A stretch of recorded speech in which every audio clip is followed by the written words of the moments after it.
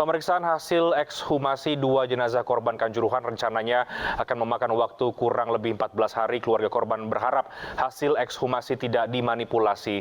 Ekshumasi terhadap dua jenazah kakak beradik atas nama Natasha Debbie Ramadhani dan Naila Debbie digelar di tempat pemakaman umum Dusun Patuk Desa Sukolilo, Kabupaten Malang, Jawa Timur. Ekshumasi korban tragedi Kanjuruhan dipimpin oleh Ketua PDFI Jatim, Dr. Nabil Bahaswan. Proses otopsi akan memakan waktu kurang lebih 14 hari. Nantinya hasil ekshumasi akan disampaikan tim dokter forensik.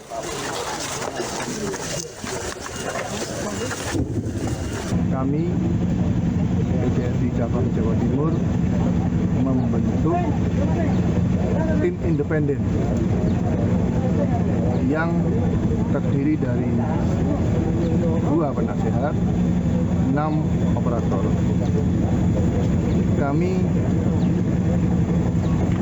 membentuk dari 3 elemen institusi pendidikan kedokteran dan 4 dari fasilitas kesehatan. Ya, babak baru penyidikan tragedi Kanjuruhan dimulai setelah otopsi ulang dilakukan. Sebagian pihak mendesak polisi menetapkan tersangka baru. Komnas HAM merekomendasikan hal yang sama. Mengapa harus lebih dari 6 tersangka Kanjuruhan? Bagaimana babak baru penyidikan tragedi Kanjuruhan ini kita akan diskusikan pada sore ke malam hari ini bersama dengan 2 narasumber. Ada Pak Imam Hidayat, tim advokasi tragedi Kanjuruhan, dan juga Pak Arianto Sutadi, penasehat ahli Kapolri. Selamat sore Pak Arianto, Pak Imam, apa kabar?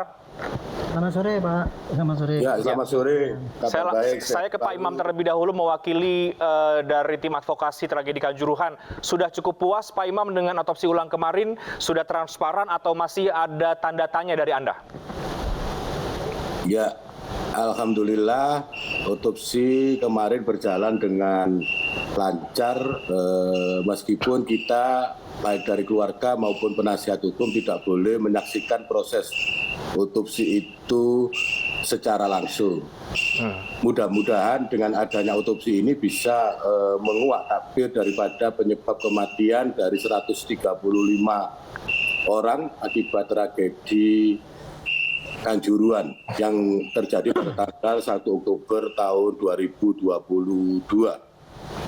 Oke, Pak Imam, otopsi ulang ini diharapkan juga menjadi alat atau cara baru untuk penyidikan lanjutan ya, sehingga muncul desakan juga ada tersangka baru. Anda sepakat Pak bahwa harus ada tersangka baru, tidak cukup 6 tersangka saja?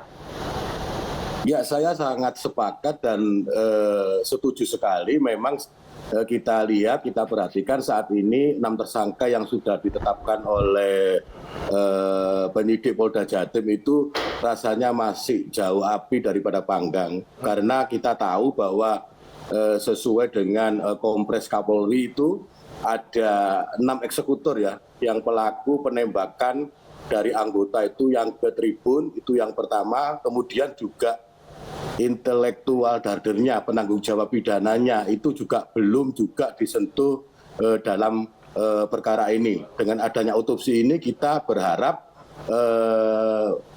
perkara ini bisa lebih mendalam penyidikannya yang dilakukan oleh penyidik Polda Jatim.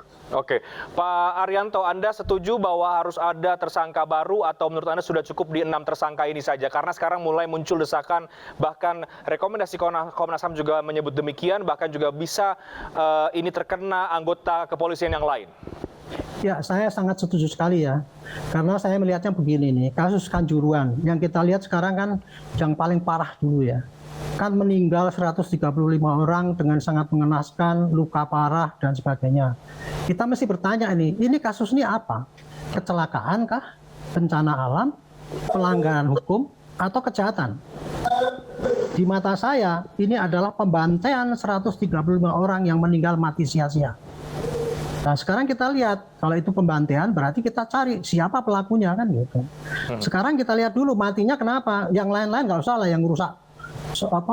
mobil ini dan sebagainya yang di lapangan itu nggak usah diperhatikan. Sekarang yang diperhatikan adalah yang mati 135 itu akibat apa dulu gitu. Kita nanti bisa menentukan siapa pelakunya.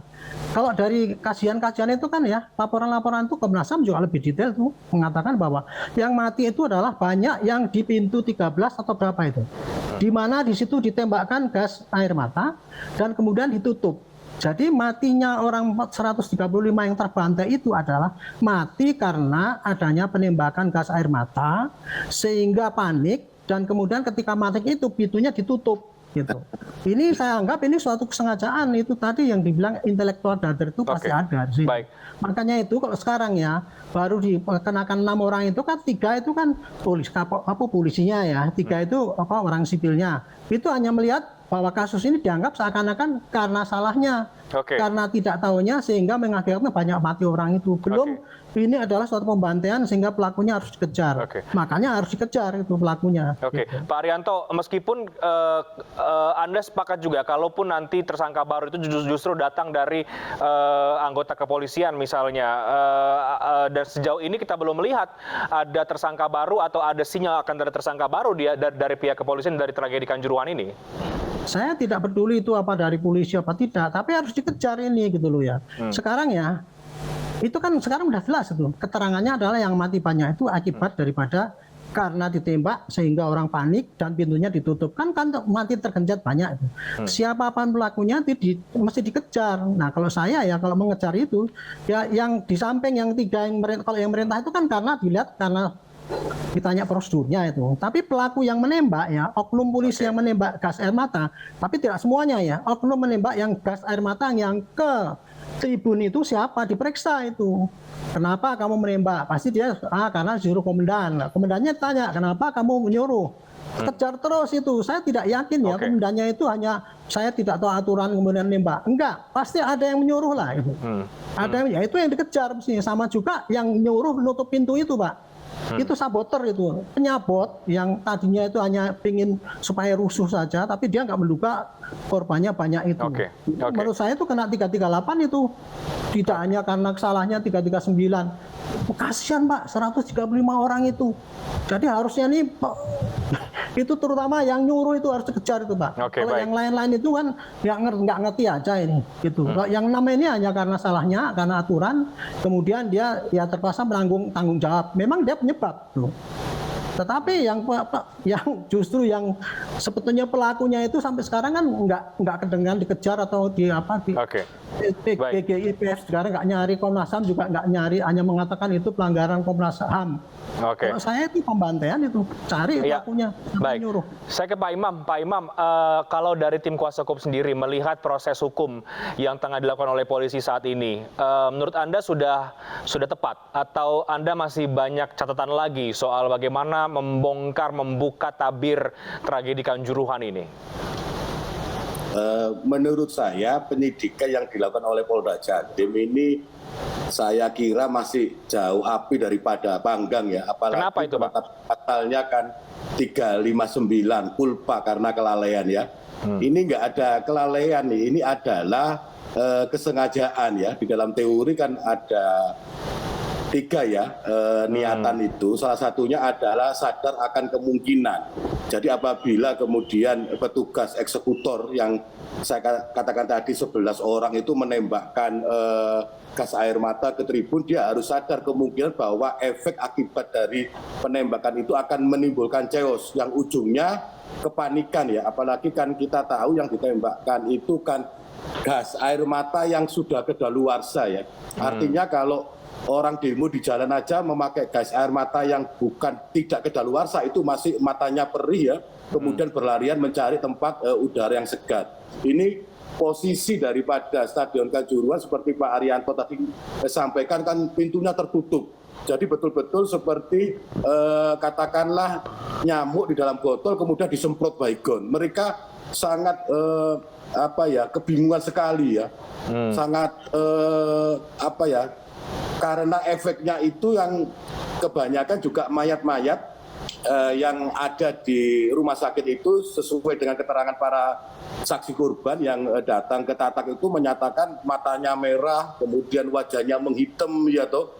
Semua itu luar biasa. Artinya penerapan pasalnya harusnya tidak 359 tetapi 338 ya, pembunuhan ya. Kemudian kita cari 340-nya ya, pembunuhan berencana. Ini sepertinya sudah dikondisikan, Mas. Jadi memang bukan sesuatu yang kemudian terjadi dengan begitu saja.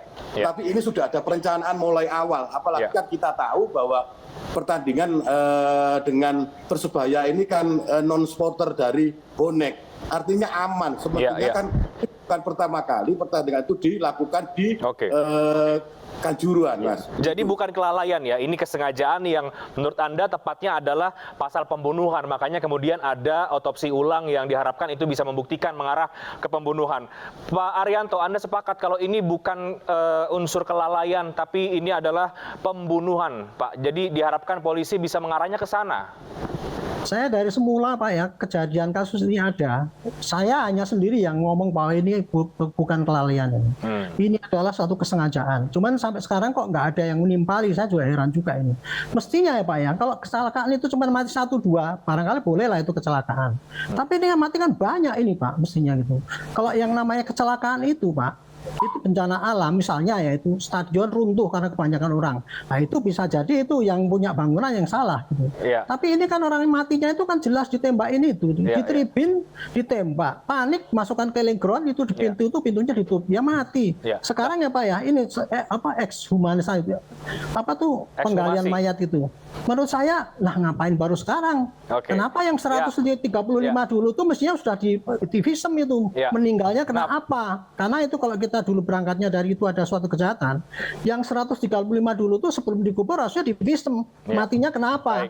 Udah, sekarang nggak repot-repot lagi, nih nunggu 2 bulan lagi. Nah mungkin sebagai penasihat ahli Kapolri, Pak Arianto bisa menyampaikan itu Pak, langsung ke internal kepolisian, bagaimana Pak Arianto? Ya sudahlah, polisi mestinya kan tanpa disuruh itu dia tahu tuh, kalau kayak gini ini kejahatan, maka dia harus mencarinya itu pada bagaimana membuktikan ini kejahatan. Orang yang 135 itu mati karena apa? Harusnya divisum semua, sebelum dikubur gitu.